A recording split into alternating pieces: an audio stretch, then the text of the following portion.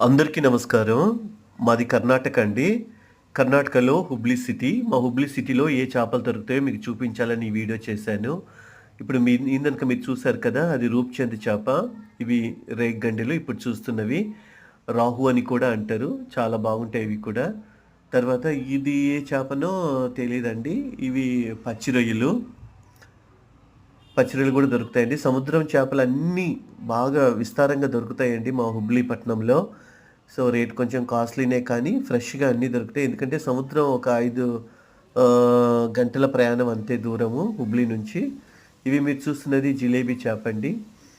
తర్వాత ఇది రూప్‌చంద్ చేప.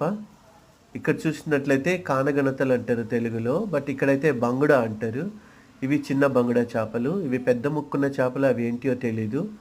బట్ ఇక్కడ చూస్తున్నవి కొరమీన్లండి. చిన్న కొరమీన్లు ఇవి